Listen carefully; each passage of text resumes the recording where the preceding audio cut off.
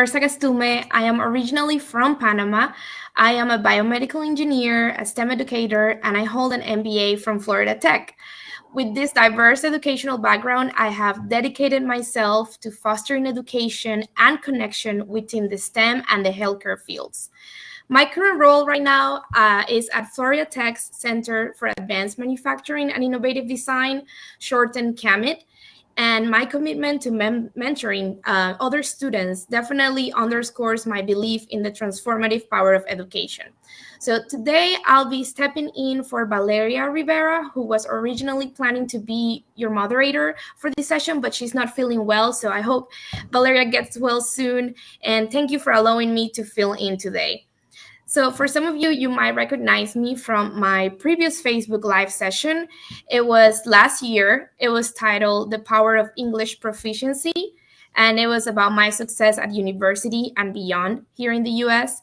That was such an exciting experience for me, a great session that I was able to participate in and tell you more about my study abroad journey and some valuable tips and strategies for preparing for your TOEFL IBT. So if you want to take a look at that, we'll put a link from my past session in the chat so you can check it out after this one.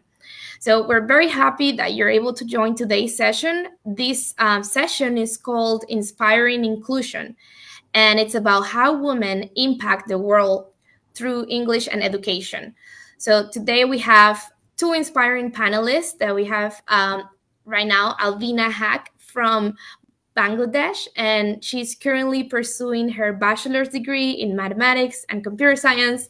Hi, Albina, and she is at the St. Joseph's University in New York, in Brooklyn, actually. She said it's very rainy there today. So we also have Avilasha Giri, who is from Nepal, and she's currently living in California. So say hi, Avilasha. And she's earning her degree in computer engineering from the Anza College. So welcome our two panelists for today.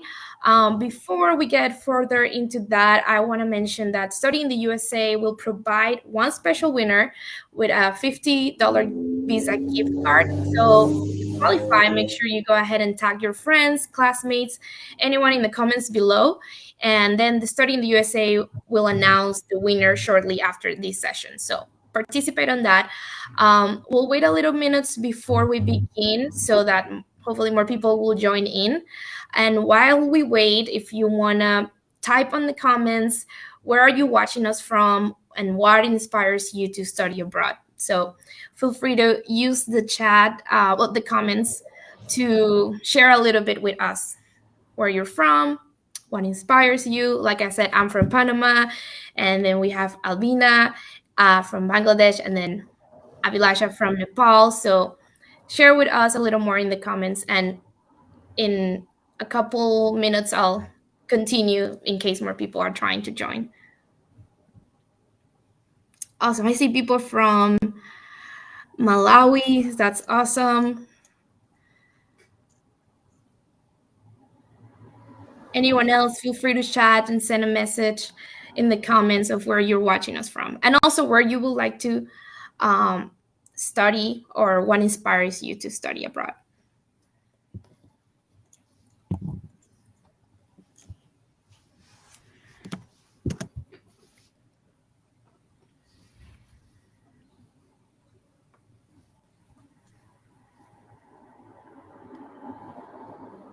All right, I'll wait one more minute and then I'll continue just to make sure anyone else that wants to join gets a chance to join.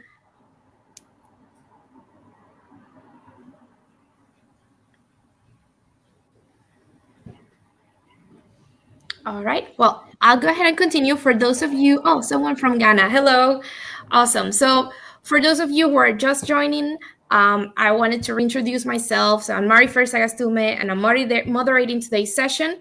My background is in biomedical engineering, STEM education, and I also have an MBA, all from Florida Tech. And definitely, I've always been very passionate about mentoring and fostering education and connections within the STEM and the healthcare fields. So right now I work in the Center for Advanced Manufacturing and Innovative Design at Florida Tech. And I believe in the huge power of education. So Today, we're going to be talking as part of our session features on the latest episode of the series My Dream, My Destination. And this is in collaboration with the partner TOEFL, as you know. You can check out all of those previous episodes by visiting the Study in the USA or the TOEFL site on Facebook. So I will let now each of our amazing panelists to introduce themselves, tell us a little more, and before we dive in. So first, I want to say hi to Albina again, and we're so happy to have you here with us today. Now, can you please tell the audience a little bit about yourself and why you chose to pursue your degree in the United States? Hi everyone, I'm Albina Haque from Bangladesh. Currently, I'm pursuing my bachelor's degree in both mathematics and computer science in New York. So I'm studying in St. Joseph's University, that is in Brooklyn, as Milfred said, and it's raining today, so bad weather today. So in computer science in general, I'm more interested in machine learning and artificial intelligence. I have more skill in that than any other sector of computer. And the reason why I moved to US all the way from Bangladesh is kind of a lot of factors played into that decision. So first thing was that after I completed my high school, I realized that I'm a highly ambitious person and I do have the potential to achieve my ambition. So if I come to United States and specifically New York, that is a place of opportunities. Like there are lots of and quality purchase. So the effort I have to put in entry to get something, I have to put in less effort or some like there will be fair decision, much more fair decision in the States than in my country. So that was one thing that okay, I need to achieve my dreams, I need to achieve my goals that like drove me here. And another thing is that I wanted to become independent, both financially and emotionally, so that down the line when I find myself in a position that okay, I have to make a big life decision, and in that case I don't want my any decision affected by my dependency on someone, or like if in the future if I find myself alone without anyone's support, I should not be helpless. So that was the thinking, that to build confidence in myself and in my potential, I moved to US from Bangladesh. Thank you, Albina, for sharing. And now we want to hear from Avilasha. Thank you for joining us today. We would love to know more about you and what inspired you to move to the US to study computer engineering. Hi everyone, I'm Avilasha. I'm originally from Nepal and I'm pursuing my bachelor's degree in Anza College. So Anza College is a community college. So once I finish my course level here, I have to transfer to university to graduate. And computer engineering has always been a dream to me. I realized that I really love computers. It was like a growing phase when I was growing, like computers, AI. That was when like technology was vast and it was growing in the world. And computer engineering is like it's a really broad subject, so it just doesn't like focus on one part. And computer engineering focus on both the parts of software plus hardware. And for me, US was the best option, because of the language. It's English. And US itself is known as like a center of innovation throughout the world. And I'm currently in California, and I'm in like Silicon Valley. So everyone who wants is pursuing degree in technology like wants to be here and experience the life here, because there's a different kind of opportunities that is in California, mainly in Silicon Valleys. And I guess it's not like the big companies that is located here, but like the startups that you can start, because there are a lot of big universities here, Berkeley, Stanford. And there are a lot of minds here, a lot of views. There are different views and different ideas. Everyone has something, and everybody wants to start something of their own. And everyone is so much integrated, like like everyone is so passionate about the things they are doing here. So I guess this environment also makes me bring out more good of me in here. So I guess US was the best option for me and is always the best option for me, and I'm enjoying it. Thank you so much. Definitely very inspiring to hear why you both chose to come to the US to study your career. So, just a reminder to the audience, please stay tuned for our Q&A at the end of the session and place any of the questions you like answered in the chat. You already probably saw a message from Study in the USA, so that way you can comment your questions and we will be answering them, one of us probably, or if not, the TOEFL moderators who are overseeing the chat will answer them shortly. So with that said, let's get started. I'll go ahead and start with the first set of questions. This is the part one is about women in STEM. Which we all are here. So the first one is for Avilasha. So as a woman in who is pursuing a STEM degree, do you feel you've had to work harder to prove yourself or be taken seriously? Um, I guess the past is like proof itself that women have to work like harder in every field of like career than men to prove themselves, because they're like there's like a gender stereotype that women can't do this thing, that women are only supposed to be in this place, they are not supposed to go higher than men, or like, and many stuff like that. But right now there's still very less number of women in STEM, and I can speak for only myself, that I can speak for everyone, because I don't know, everyone have different kind of experience in it, and I have different experience since I'm just growing in that field right now. And I believe that there's very less number of women in STEM, even in the classes that I go, or in my like calculus or any other classes, or in my coding classes, there's like only like 2 3 girls, and like all of the classes filled with male. So it's like a stereotype, and um, there's like a gender discrimination saying that women are supposed to be this and women are not supposed to be in technologies, or they can't have their own ideas or their own perspectives. And I think like it leads like people to encounter their like abilities, and it puts people into barriers. So um, I guess you I guess I also have to like go out in the world and talk to people, not thinking that what they might be thinking, or being like, oh, I'm just a girl, you know, I'm just a girl, I can't speak up, or I can't speak up my mind. So it all depends on me, and I guess it also depends on the environment you are in, or like if you are in supportive environment, it doesn't matter if you are a man or woman, or that you can show your ideas and everything, or in the classes you have to go out, you have to connect with professors, or if you are just a girl, then it's okay if you can be a girl in like 10 people group of guys, because that's a uniqueness, right? So because that's a one girl mind there and 10 boys mind, so that's a huge difference that you can make. So I guess it depends on the situation, the environment you are in, and the way you are brought up. I guess it depends, it's all depend on like situations and everything, I believe so. But yes, women have to work start. I'm working very hard right now, because and it also gets really hard to connect with people because it's all male there, and you don't have and like same gender people there. And yeah, it feels, you feel kind of lost sometimes, but I guess you will catch up with that. Yeah, I am sure. And what about Alvina? Do you have you encountered any challenges as a woman in STEM? I have plenty. And I do agree with Avilasha that the stereotype is still very prevalent in the sector.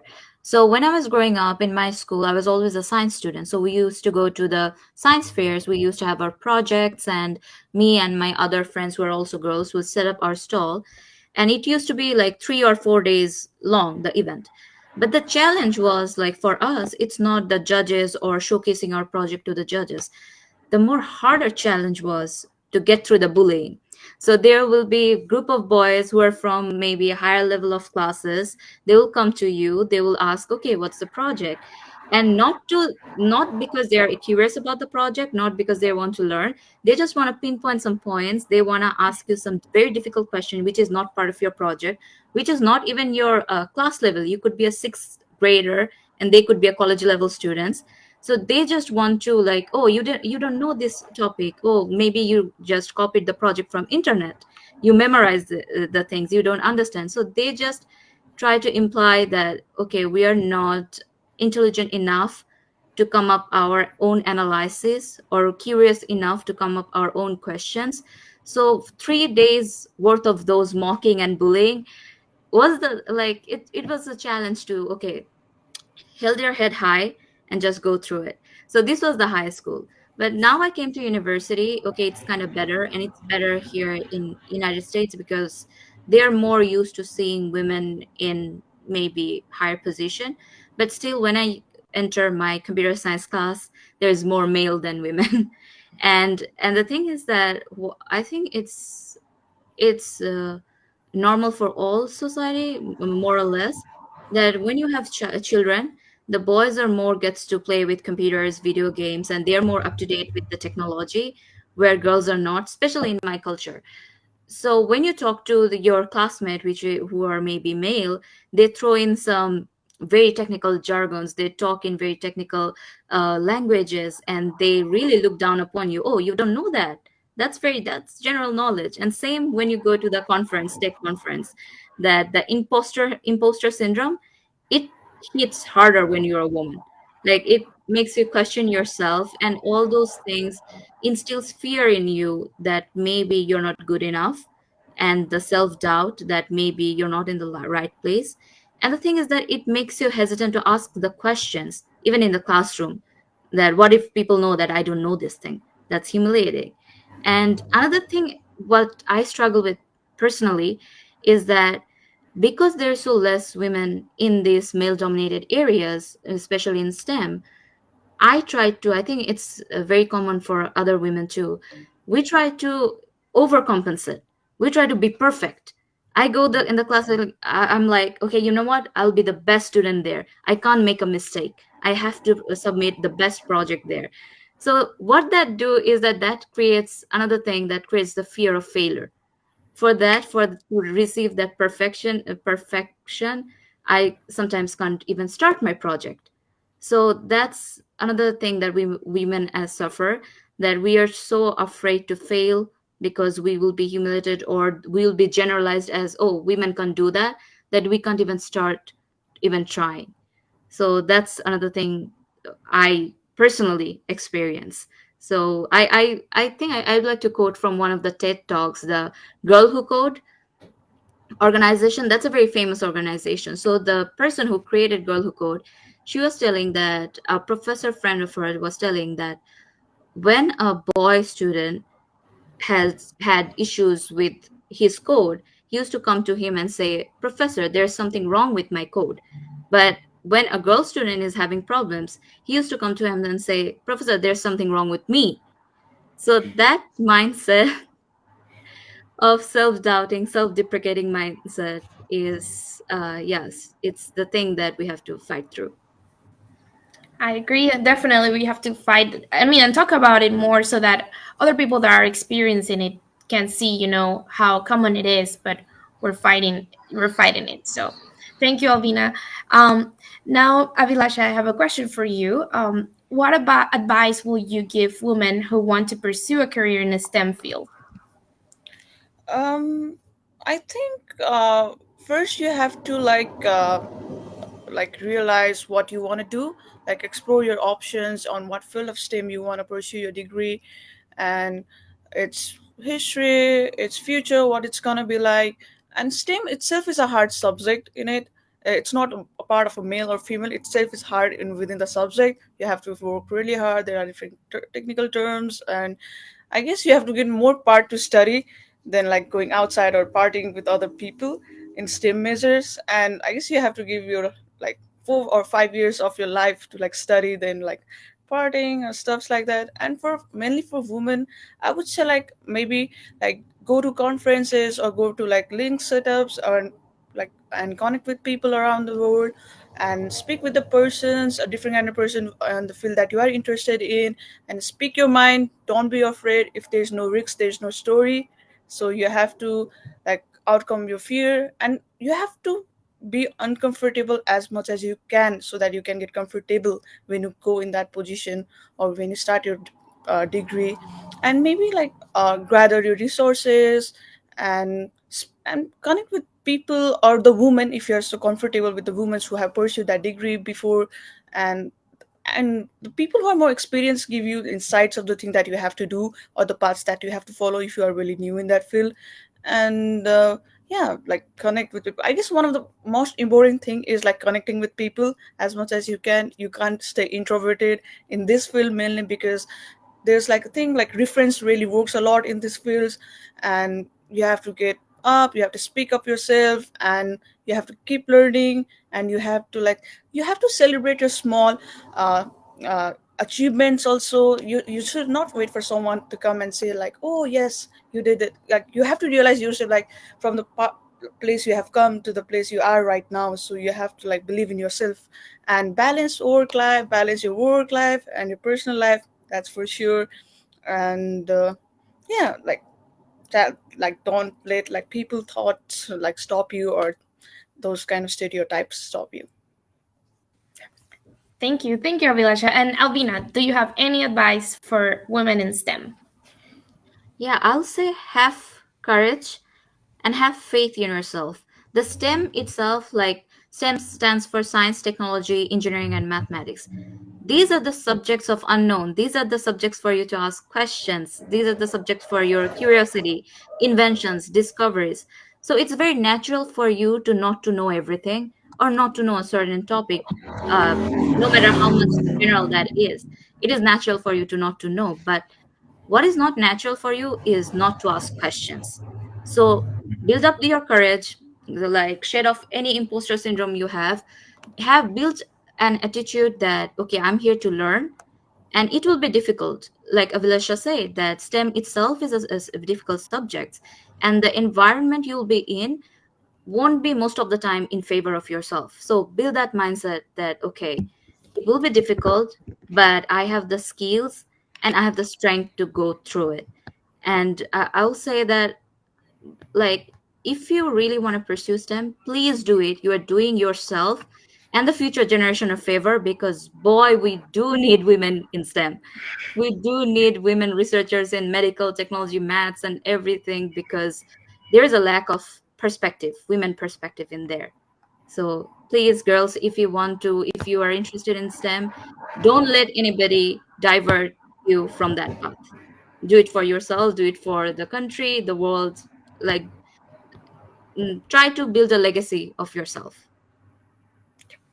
Definitely. And if anyone is interested in any of the careers that we are pursuing, for example, in our different backgrounds, feel free definitely to reach out. And I love to mentor and coach other students as well in their path, in STEM. So definitely it's a great way to give back from, us going through it already and being able to share it with other people that don't know what our programs are about or what our careers will do when you graduate. So definitely reach out to those people that are probably already working in the field. I think Avilasha mentioned also like mentors or people who are already in that career that you can look up to and ask them how it is a day in their life, for example. um, if you're still doubting about which career in STEM you want to pursue. So there's so many, and it's incredible the amount of combinations you can do. You can also do two majors at a time, or and add more things to your curriculum, which is amazing. So now I'm going to do some questions for the audience. So you who are viewing us right now, if you're interested in pursuing a STEM degree, which field of study is it? So let us know in the comments, which field do you want to study. And as I see them pop up, maybe I can mention some of those. But make sure that as you type your answers in the comment section, remember we'll have a Q&A at the end, and put whatever questions you might have in the chat, and we'll go ahead and answer those shortly. And then if there's something specific for one of us, we'll be able to answer them too. So just throwing that reminder. Now, if there's no questions or any other comments, I'm going to go ahead and move to the next part of this session. So this one is about studying and living in the US. So moving to a foreign country for studying and living can be very exciting, and it can also be a little overwhelming at times. So just as a reminder, I mentioned already, I'm originally from Panama, so moving also and studying in a foreign country was definitely an interesting experience. And firsthand, I know what it is like, as well as Albina and Avilasha. So I know what challenges can challenges it be, but also how rewarding it can be. So let's go a little deeper into what it's like to study here. Um, and I'll go ahead and ask Avilasha first. Why did you choose to study in the United States? I guess it's more like my major subject. So like there's like everyone wanted to go to like America, American Dream, or USA. You feel so privileged being here, and you're so excited to be here. So I guess that was one of the main thing that attracted me to United States. And I had a brother who was in United States, and he was pursuing the same degree as I am pursuing right now. And I've seen him work hard, and like that, when you feel so cool working in that computer wearing specs, and you feel, oh, that's a cool thing to do, that's how we feel. And it has been my brother that has been like shown me like US is the best option for that. And he's no more with me right now, but I'm still following his legacy right now. So yeah, like US holds a different kind of emotion for me because of the things that had happened in my life in past. And I guess you as itself is known as like the center of innovations, as like from developing first computer to like first lady in programming languages, and how like every invention that is done in the world in the like technology field, it's done in United States. I guess it's because of the things that are done here, and how progressive they are, and how welcoming they are. And like there's like tools, equipments, teaching things, like everything is in United States. The um, facilities that you need in order to like success in your life in the United States. And I guess uh, US has always been a dream for me. And it was always like, I feel like instinct, maybe I always felt like US can be a life changing phase for me personally. And even like right now I'm in California, Silicon Valley, which is known as the center of innovation throughout the world. And every person who is in tech field wants to be there here and work here, or even finish their undergrad or grad degree here. So for me it was like maybe like instinct that US will be a turning phase for me, and it was filled with positivity when I wanted to pursue my degree here in the United States. Thank you. That's awesome. And specifically, why did you choose California when you were looking at where to study in the US? Um, California, because yeah, I've mentioned it multiple times. Silicon Valley, its Mhm. opportunities like Google. I guess Google is here, and Microsoft. Every big company's headquarters are located here, and every like top 10 like universities in the world is located here, like Berkeley, Stanford. And I guess it's just not the universities and people, universities and the rankings of the world, but also the people who are here. Like everyone is so innovative, and everyone is thinking like what next to do, what next we can come up with. And everybody wants to do of their own thing. And startups, like maybe there are people pursuing MBA, and I'm here pursuing computer engineering. And maybe I want to do something new, or I want to open my own business. So there's like two different career like combining together, and we are building a form, or we are building different ideas or different kind of things. So I guess people like different backgrounds, different thinking. And like I guess California, I just love California. I don't have any more explanations. It has always been California. Well, thank you. Yeah. I'm sure if anyone is, considering California, you'll be a great advocate and be able to speak about, why is Yeah, that an but it's opinion really based. expensive. But it's really Yeah, that's a expensive. warning. Yeah, That's a warning. yeah.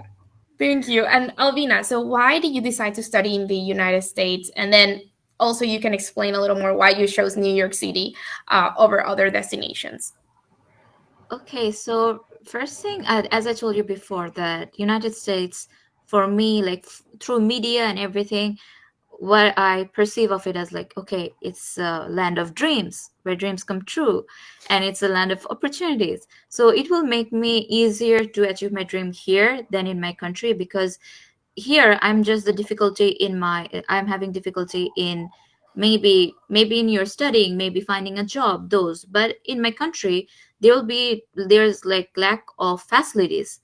So to achieve something, you have to go through a lot of social obstacles to even study something, so skipping that part, what gives me an upper hand to achieve my dreams, to materialize what I want.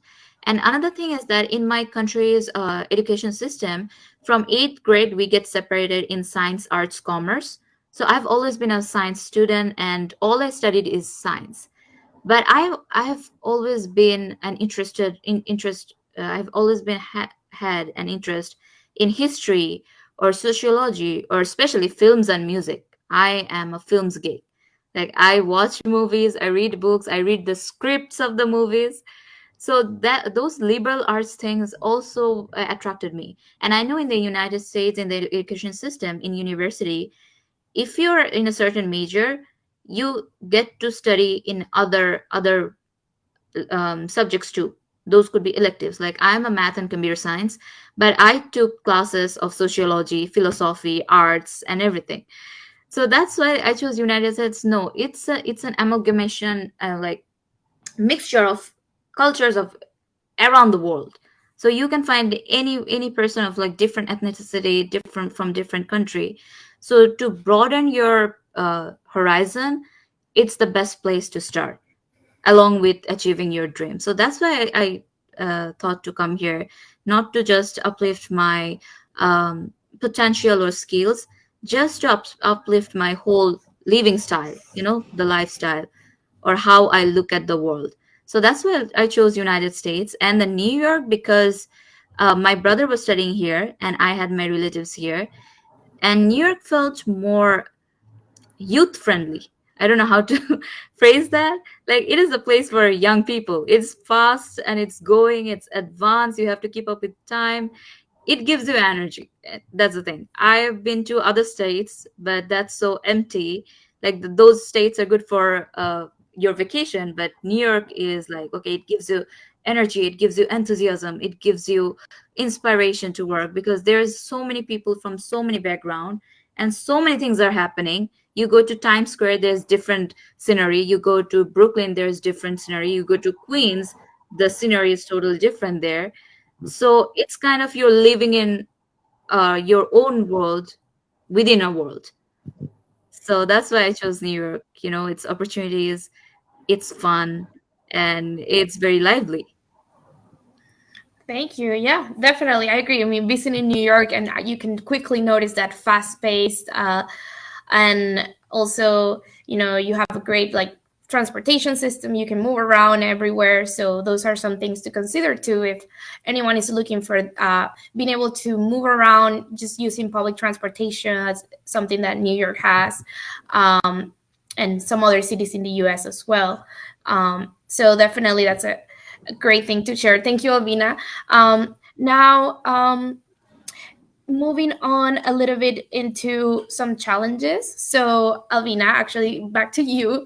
What challenges do you face when you first moved to the US? You said you had some relatives, but do you have any challenges that you had to overcome?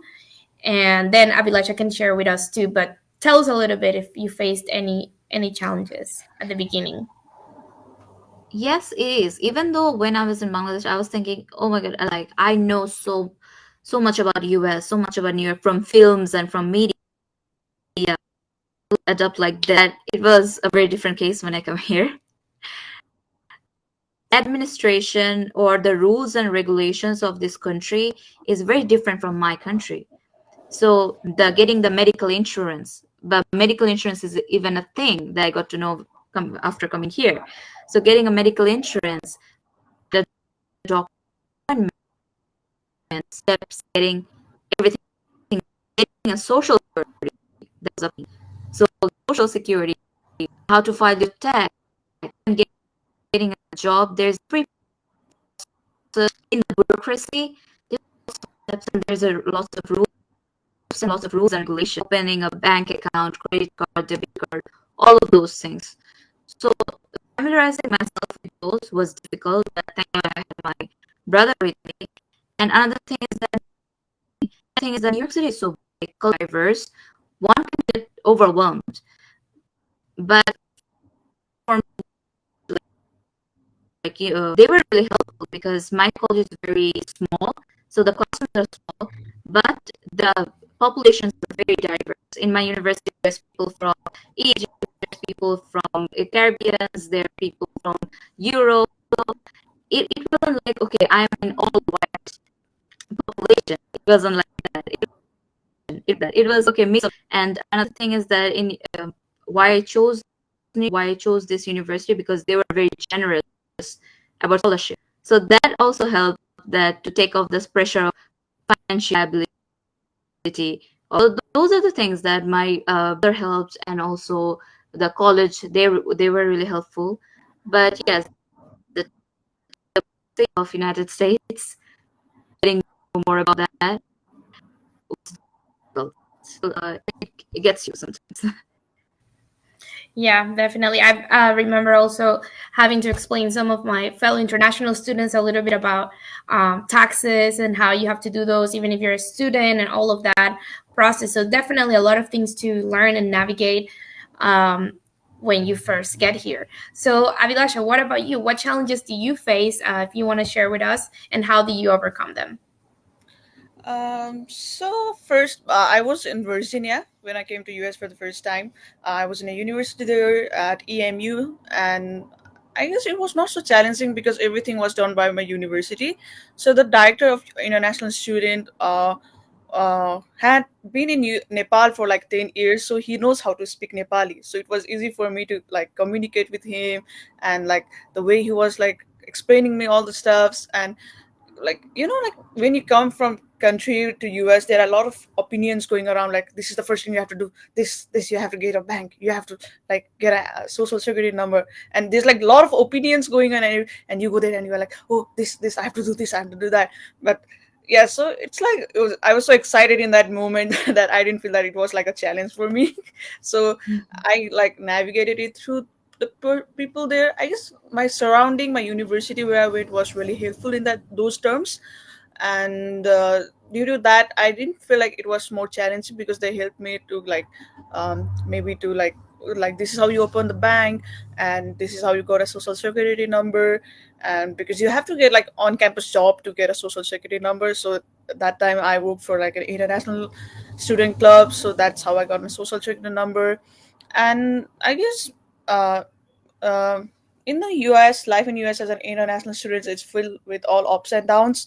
So I guess you face so many challenges that you don't even remember what are the challenges that you faced before. So you have faced so many things that you don't remember what are the things that you faced. And I guess one of the biggest challenges I faced was adjusting to the cultural difference, from everyday customs to social norms. There were so many new things to learn and adapt. And it's not like a Hollywood movie that you see. You don't learn everything from a Hollywood movie. Like how people think that, oh, I learned this from Hollywood movie. But like living and being here actually is different thing than seeing in a Hollywood movie.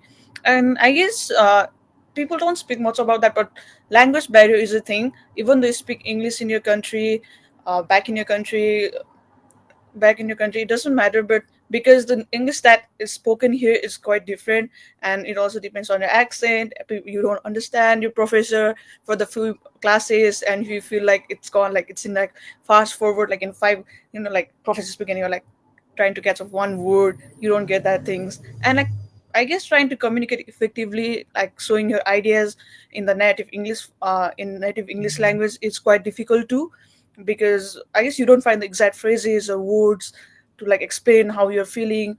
And I guess yeah, it was like at first this was one of the main thing, and I still face this problem to like share my opinion in this language, in English language, because I don't have those, I don't still don't know the phrases that I have to use. It's like I speak half English, half Nepali, so still I'm still like trying to figure it out.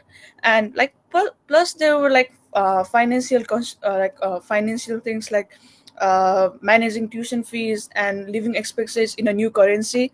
Like how currency also matters, like in my currency and here it's like a like very vast thing. So Yeah, and I guess one of the things that is really complex is like immigration rules and that things that you have to follow to keep in mind that you can't do this or you can't do that things, and there are like a lot of rules, but you don't know what you're doing.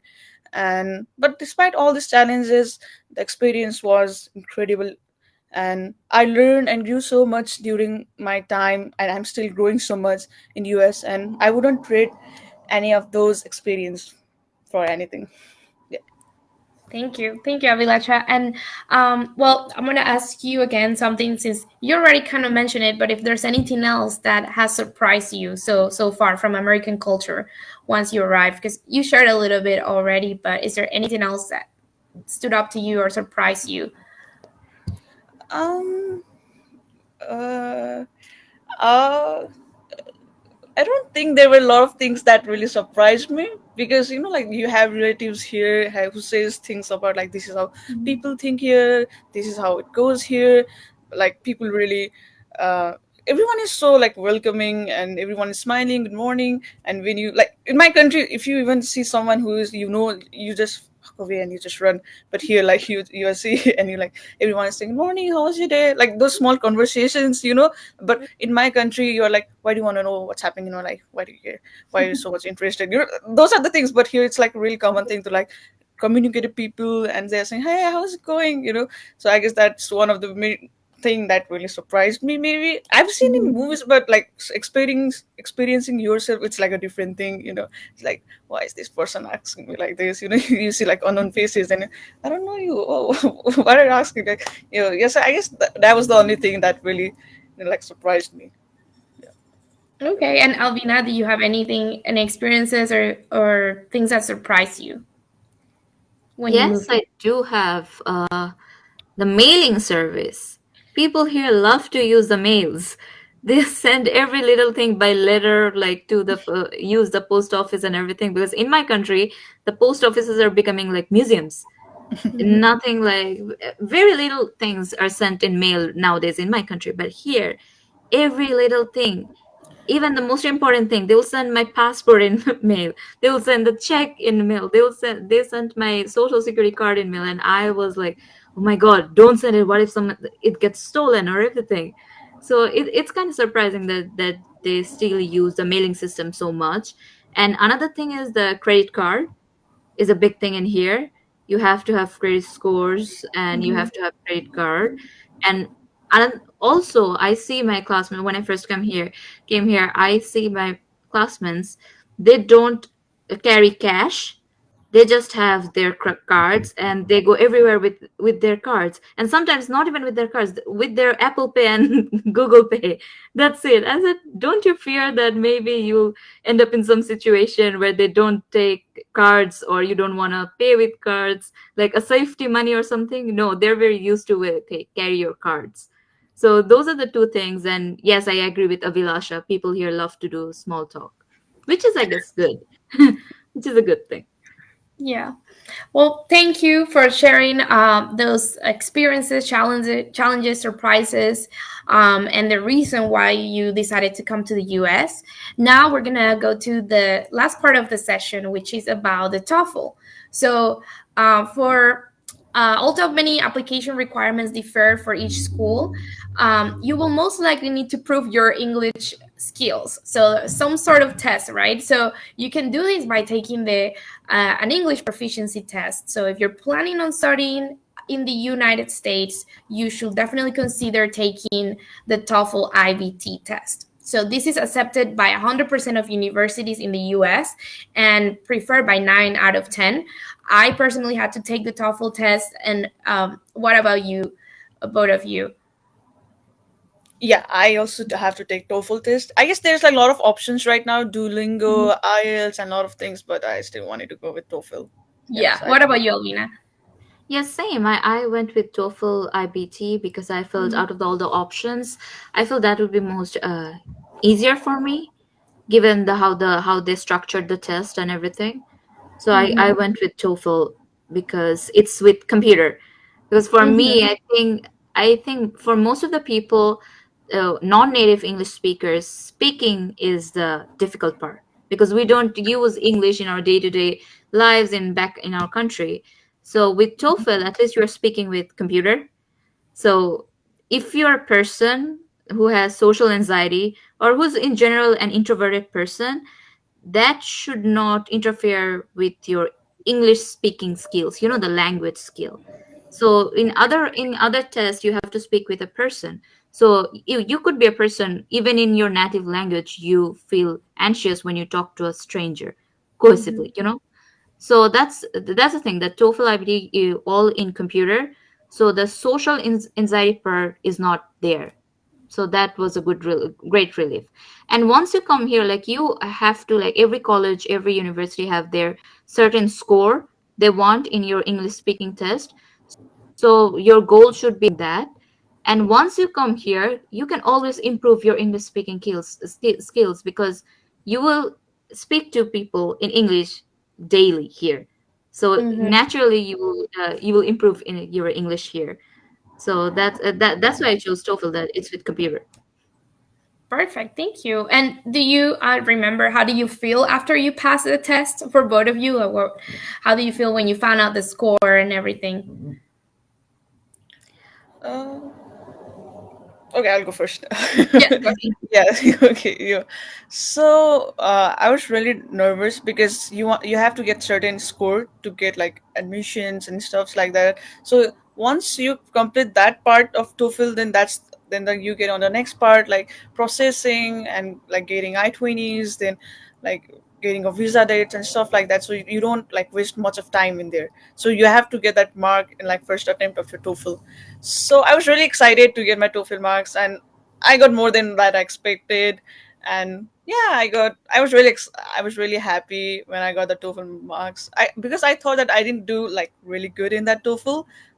Because you have to like manage time in TOEFL. Time management is really important in Mhm. TOEFL. So, and you have to like you have to finish certain like parts in like certain times. So you get really nervous in that time. Like you feel like you feel like oh, it's going too fast, or you can't complete certain questions, and that's when you feel like, oh, maybe I didn't do good, but I got really good marks, and yeah, I was really happy that day when I got the marks. Yeah. Awesome. How about you, Albina? You remember how do you feel after you pass the test? Yeah, for in my case, I got very little time to prepare for TOEFL, because it was a very last minute decision that my family agreed, okay, you can go to New York to study. So I got like maybe 10 or 14 days to prepare. But when I got the result, it gave me a confidence in myself that okay, I can speak fluently, or like communicate fluently in English in the States. I'd be able to communicate my ideas and everything. So it was a reward for me. So that's how, like, I felt really relieved and also really happy when I got my test result. That's awesome. Well, Alvina, now can you share how do you prepare? What advice will you give students to prepare? I know you mentioned you had a short time to prepare, but for any students out there, if you will give any advice how to prepare for the TOEFL IBT. I'll say first, but there are, like, utilize all the resources they provide in the TOEFL website. They have fabulous resources there. I'll say first, sit down and take the test. Take the whole test with your timer on and everything, and then see that how much you get, and okay, what areas you need to improve.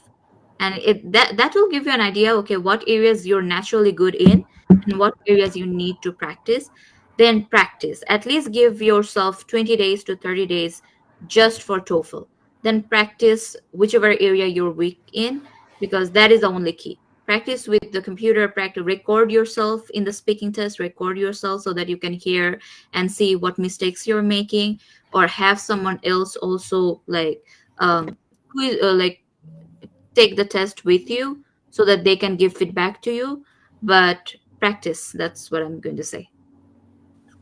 Awesome. And Avilasha, what about you? Do you have any advice for those who are listening? So I would say, like, if you are not confident enough that you can't do yourself, or you can't do like self practicing, like you have to find best like agencies and institutions that will teach you about like the TOEFL, its areas, so that like you can practice with other people who are also trying to take TOEFL test, and I guess one of the main thing is like understanding the test format, and like reading, listening, speaking, and writing, and the types of questions that you will encounter, and you have to practice regularly. And by practicing regularly, you will find your weak areas so that you can focus more on your weak areas. I guess most of the time people really feel very hard is, I guess, in speaking.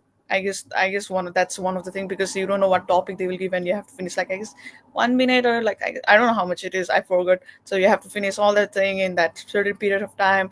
And like maybe like practicing more can also improve your time management, and like also like enhancing your listening skills.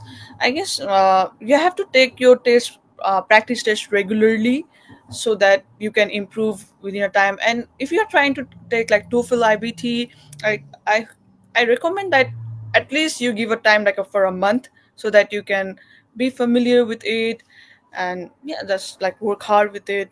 Yeah, so I guess one of the main thing is finding the resources helpful, finding the best resource that you can get so that it can bring best out of you. Yeah. Awesome. Thank you so much. Now, I have another question for both of you. So first, Albina, now, um, looking back and thinking about when you took the test, how has taking the TOEFL test helped you achieve your dreams? So now, like, see, you see where you're now. How did this test help you? I think while I was practicing for TOEFL, I was really putting my all my concentration in learning the English so that I can communicate. You know, in school, when you learn English, okay, you answer literally questions, you answer grammatical questions and everything. But with TOEFL, it's all about how you're going to communicate, how you're going to put forth whatever you have in your mind in English. So what that gave me is that gave me some rules, or gave me the I learned so many phrases, so many just day to day, like any NYC slangs or United States slangs, or phrases they use it. So that really helped me coming here, expressing myself, asking question in classroom, and just to not to get very surprised on how they talk to you. So that was very comforting, that the TOEFL was really familiarized myself to the communication level, or communication, the way of communication that are done in United States. Okay. And then, Avilasha, how about you? How has taking the TOEFL help you achieve your dreams? Yeah, so TOEFL is like opening your gate for like study abroad opportunities. So many universities and academic institutions, like in mainly in speaking English speaking countries, requires TOEFL scores as a part of their admission process. So taking the TOEFL test and achieving a high score can like open doors to studying at prestigious institutions abroad. And even like you can improve your communication skills, like when you prepare for TOEFL test, like it involves like various sectors, like including listening, speaking, reading, and writing. And I guess that process helps individual to be more confident and proficient as an English speakers, which is, I guess, beneficial for both academic and professional communications. And I guess it also enhances your personal growth. Success, like taking TOEFL test and like being successful in the TOEFL test uh, requires a lot of dedications, discipline, because you have to, like you have to practice regularly. You have to finish certain part of things in certain times, and that looks like discipline. And like you have this TOEFL is something that you have to push yourself. No one's gonna say from back, yeah, you have to take this. You have to sit here for like 3 hours, and you have to do this and stuff like that. It's the thing that you are doing for yourself. It's the thing that you are doing to like open the doors for your like dream countries. I guess TOEFL is one of the main element that is required for you to take a step ahead so that you can study in like English countries and stuff like that. And also the score also boosts confidence, and also it provide a sense of like accomplishment and contributing to like personal growth and development. I feel that. Definitely, it's the best step you can do for personal, professional growth and get your foot in the door, right? To work on the next dreams and goals that you have for yourself. So now I want to ask a question for our viewers, those who are seeing and listening online. So how many of you have taken the TOEFL test already? So, or if you're planning to take it in the near future. So you can drop a comment below and say taken if you've completed it, and a planning if you're going to. So definitely take advantage of what you've heard here today from Albina and Avilasha about what they went through when preparing for the test and taking the test. And of course, if anyone has taken it already and can share also a little bit more about how that experience was, feel free to share that in the comments. So also any tips or experiences will be very appreciated. So now to kind of like recap the session today. For Albina and Avilasha, thank you so much, first of all, for joining us and giving us such a valuable insights of your life in the US and your careers, and also your experiences and insights for the viewers. So is there anything that you want to add about your experiences as an international student in the US?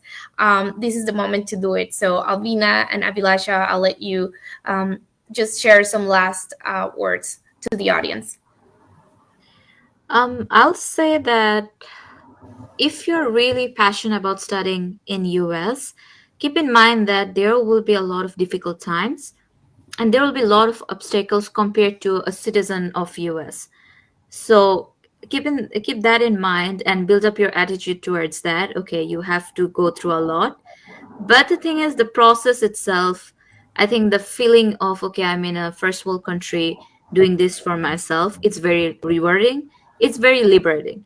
So I'll say have confidence, have faith in yourself, and just have a mindset that, okay, all won't be like bed of roses. There will be difficult times. And that's it. So, and I had a great time talking with you and sharing my 2 cents of my life, of my experience here. So thank you for having me here too. It was a great opportunity for me too. Thank you. And Avilasha, anything that you want to add about your experience as an international student in the US? I would say, so if you are planning to study in US, I think that you should go for it. And there's a lot of opportunities here, as well as there's a lot of places that you grow yourself. And if you come in, like we are here around like 18, 19, so early in age, so that's the time when you really like shape your future or your life. And I think that you should get comfortable with feeling uncomfortable, because you came to US knowing that it's uncomfortable. You have to do things to yourself. You came here to be what do you say, independent. You came here to be grow yourself. You came here to, like, you had a dream and you wanted to accomplish that, and it's all you. So you made that decision, like coming alone in this big states. Like, I mean, taking that step itself is a huge. So I guess since you have come here, so you'll also finish the thing that you have started. So don't feel shy. Don't feel you are lost. I mean, everybody will feel lost. You'll feel depressed at some point of time. You'll feel like you're all alone because you are here in these big cities and you don't have anyone you can really rely on. So just go for it and be confident. Love every process that you are doing, and just like connect the dots. Like when you look back again, you'll feel like, oh, this happened because this is how it was supposed to be. And when you like start looking your past, you feel like, oh, because of this I'm right now here. So everything is connected. So I feel like if it's meant to be, it will be. I believe in destination. So yeah, since like you are trying to start study in US, or you are in US, it means that you were supposed to be here, and you are here because I guess God gives you things, because He thinks that you are capable of that and you can endure that pain and all the things. So you just have to find that thing in yourself, and everything will be fine. At the end of the day, it will be a good day. Yeah, it will be a good Thank ending. you. Thank you. That's a very insightful from both of you. Awesome messages. And now we're going to transition a little bit to our QA portion of the session. So thank you both. We'll try to get through as many questions as we can. But thank you for the TOEFL team. Thank you, Albina. Thank you, Avilasha, for making sessions like this possible. And now I want to go ahead and answer some of those questions. This one is from Delfina for either panelist to answer. So it could be Albina or Avilasha. So if you've had experience with these, Delfina is asking, please, can you guys help me with a problem I've been facing concerning confidence and stage fright? So have you, both of you, um, do you have any recommendations for building confidence, and also if you have stage fright? Okay, I'll be honest with you. I just fake it till I make it. Even now, I'm very anxious. I'm now very cautious about myself, even in this session. It's just with the confidence is something that, okay, first you have to see, okay, what you're doing. You could be giving a speech, or you could be attending a session right now. So have all the information you need, all the information, all the background information you need, so that you can have that confidence that, okay, I know that much about this topic. So that learning that knowledge will help you a lot gaining that confidence. And stage fright, I would say, don't try to read people's expression when you're speaking, which I used to do. That when I used to speak, I used to see, okay, whoever not in the stage, okay, what are they doing? Are they bored? Are they not bored? Or they could be distracted, they could be laughing at you. Don't do that. Don't try to read in people's expressions. Don't even look at them. Just find your own point of concentration and just speak what you have prepared. And I believe that, have faith in yourself that, okay, you have practiced enough and you can do that. And there will be some days that you're very bad at speaking. Your performance could be not up to the par. It's okay. Those are the learning days. You get a lesson from it and you'll do it better. Just brush it off. Maybe you'll feel sad for that day, but from next day start anew. Just pinpoint, okay, what went wrong, and then work on it. Okay. So that is the only advice I can give. Thank you. And Abhilasha, do you have any advice to give? I would say, like, face with reality. Like, even Mhm. right now I'm speaking, you might hear like I'm trembling, my voice is trembling, I'm trying to gather the words. And it's really common. It's not only you, everyone here feels the same way. And every best speakers in this world has started somewhere, and that is the place because they started somewhere. So by the time you like practice and everything, you get in that position. And like you get nervous, and I guess that's fine. You just have to accept the reality. We are humans, we have opinions. Even you'll have some opinion about the someone who's speaking right in front of you. So it's common for you to think that, oh, what is this person thinking of me, or what is that. Everyone have different opinions, you can't control that, so you just have to accept the reality. And you just have to like, you have to take risk. So in life you have to take risks, everything is about risks. So if you take risks, you have story to tell. And when you look back, when you like when you are giving speech, and you will say like, yes, I have been this, that, I've done that. So like that's how it gets started. So you just have to accept the reality then, rather than saying, oh, why are people thinking about me like this, or why are they giving expressions like that. Because even when we hear like speeches, or when we hear any kind of movies, we give our opinions, right? Because that is how we are, that is how humans are formed. Mhm. So it's natural to have opinion. You also have opinions, I also have opinions about the person. So just accept it. And yeah, you just have to accept reality. That's the only thing I have to say. Okay, thank you so much. Now I'm gonna just read a comment from one of our viewers, Asma, who is a teacher of English language, and they say, "I would like to learn more about technology and cope with the modern life, and their dream is to study, work, and live in USA since they were a child." So I just want to send some encouragement words, definitely to continue following your dreams. That anything is possible. We wish you the best of luck and believe in you achieving those dreams, just like we've been able to do it too. So thank you, Asma, for sharing that on the comments. The next one is from Maya, actually asking me, how can I apply to study in the US and what documents are needed for the application? So Maya, definitely the first thing I suggest is going to the university website, or use a lot of resources. TOEFL has a lot of resources about universities, but study in the USA as well. The website can help you find a lot of universities, community colleges, and then once you go to the individual one that you're interested in, it'll show you all the application requirements, which includes your transcripts from your high school, includes, you need to have your high school diploma, includes, an English proficiency test scores. So in that case, we recommend definitely the TOEFL IVT test to present. Also, you'll need to provide a couple other documents for the embassy. So once you start this process with the university, they will also send you the documents that you need to bring with you to the embassy, because they want to see that you have been admitted to the university, so that way they can issue a student visa.